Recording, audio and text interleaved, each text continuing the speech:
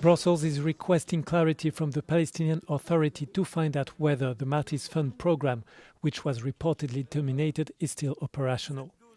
This program provided payments to families of Palestinians killed or imprisoned by Israel.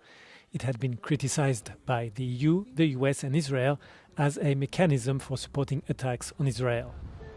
Israel claims that the system is still operational and that it might involve EU funds in payments made through bypass channels. The European Commission told Euronews it has asked for clarifications from the Palestinian Authority. However, the Commission denied that EU funds were involved in recent payments. The EU is the largest provider of external assistance to the Palestinians, with a bilateral allocation of some 1.36 billion euros between 2021 and 2024. With those in favor of the draft resolution, the U.S. plan for Gaza has been approved by the UN Security Council. The vote endorses U.S. President Donald Trump's peace plan, also known as the 20-point ceasefire plan. The plan proposes the creation of a board led by Trump to oversee governance and reconstruction in Gaza. It also calls for the establishment of an international stabilization force. While the proposal outlines a potential path towards an independent Palestinian state, the language remains weak, offering neither a timeline nor any guarantees. 13 out of 15 members voted in favor of the resolution. Russia, which submitted a separate proposal on Gaza last week, along with China, abstained the vote but did not use its veto power. Trump applauded the vote, calling it one of the biggest approvals in the history of the United Nations. Hamas, on the other hand, opposed the resolution. The group believes it fails to meet Palestinian people's political and humanitarian demands and that it does not safeguard their rights. Polish Prime Minister Donald Tusk said on Tuesday that Russian intelligence services orchestrated an explosion on a railway line used to transport aid to Ukraine. Tusk said the sabotage attack was carried out using 2 Ukrainian nationals who worked as agents for the Russian service. The Polish premier made the announcement as he addressed fellow lawmakers in a parliament session, but did not disclose the names of the alleged perpetrators. A spokesperson for the Polish Secret Services minister said on Tuesday that everything indicates that the act was initiated by the Kremlin. The attack was carried out on Monday, blowing up a segment of a rail line connecting the capital Warsaw to the Ukrainian border. Another segment further south was also damaged. Tusk called the incident an unprecedented act of sabotage. In a statement, prosecutors said they're investigating the explosions as terror incidents, as they endangered public health and safety and posed risk to human life and properties on a large scale. Officials noted that probes will continue until the perpetrators are captured and brought to justice. Warsaw has also mobilized army patrol units to conduct thorough checks on other key infrastructure in the east of the country.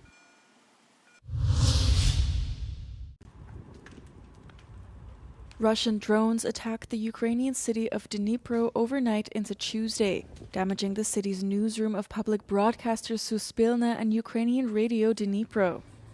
Suspilne said windows and doors were blown out, the roof and ceilings were damaged, and a fire broke out. No staff were inside at the time of the attack. The nationwide public broadcaster operates television, radio, and online news across regional outlets throughout Ukraine.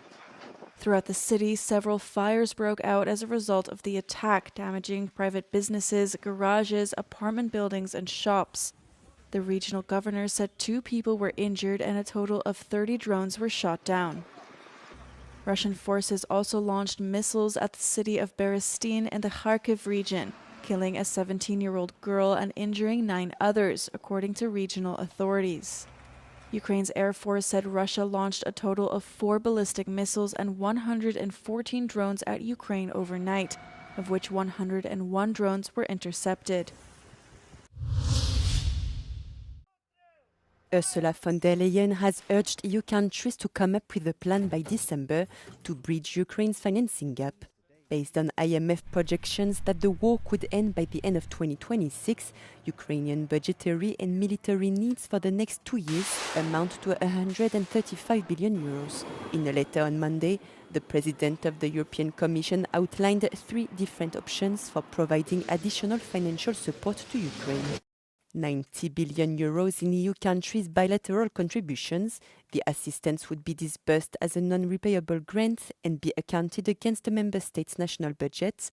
Joint debt, the interest would have to be covered by either national guarantees or the bloc's common budget, and 140 billion euros in a reparations loan based on frozen Russian assets. Kyiv would be asked to repay the loan only after Moscow agrees to compensate for the damages.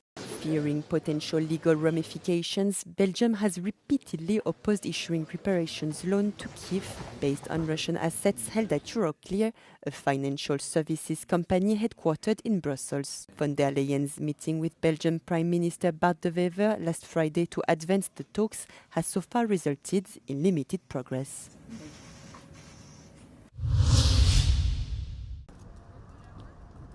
U.S. President Donald Trump announced on Monday he will sell F-35 jets to Saudi Arabia, despite some concerns surrounding the sale from within the administration.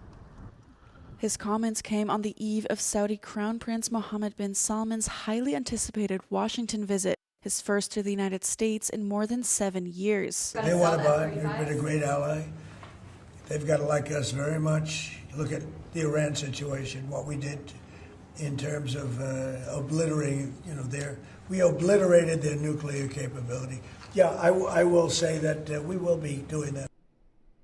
Some members of Trump's administration have been wary about potentially upsetting Israel as Trump is trying to persuade Saudi Arabia and Israel to normalize relations. On Friday, Trump said he hoped Saudi Arabia would be joining the Abraham Accords, a pact that formalized commercial and diplomatic ties between Israel and a trio of Arab nations.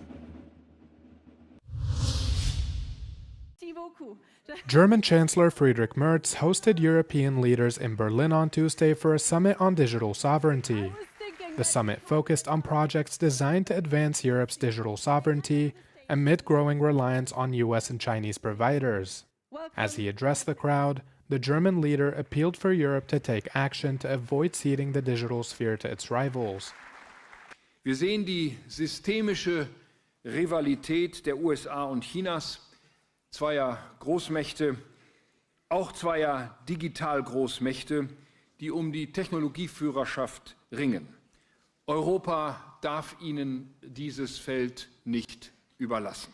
Wir haben gesehen die Störungen bei 2 der 3 großen Cloud-Anbieter und die Lieferengpässe bei wesentlichen Chips in den letzten Wochen. Wir müssen uns aus eigener Kraft gegen Cyberangriffe auf unsere Systeme und gegen Desinformation, die auf unsere Demokratien zielt, verteidigen können, meine Damen und Herren. French President Emmanuel Macron was also in attendance, where he too urged for more independence, but stressed that cooperation is still essential. Europe doesn't want to be the client of the big entrepreneurs or the big solutions being provided either from US or from China. We clearly want to design our own solutions. Not to say that we don't want to cooperate. Being more sovereign and more independent doesn't mean you want to be in autarcia. No. But it means on the key pillars, on the key building blocks, you want to preserve your sovereignty.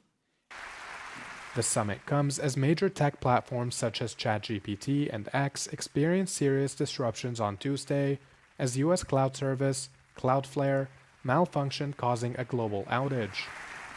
Merz and Macron say Tuesday's example is proof that reliance on European tech infrastructure needs boosting and urged businesses to prioritize its use over other services.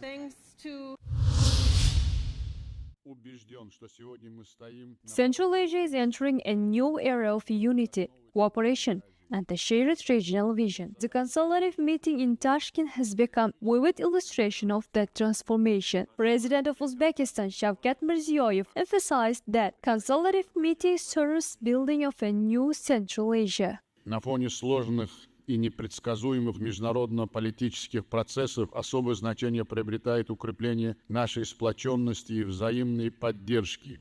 убежден, что сегодня мы стоим на пороге исторического возрождения региона как новой Центральной Азии. President of Kazakhstan, Kassym-Jomart Tokayev, highlighted the future evolution of the format. С момента учреждения Совета национальных координаторов данная площадка демонстрирует высокую эффективность. Я хотел бы высказать свою поддержку предложений, которые были высказаны президентом Узбекистана Шавкат Миромоновичем Мирзиёевым относительно укрепления институциональных основ нашего формата.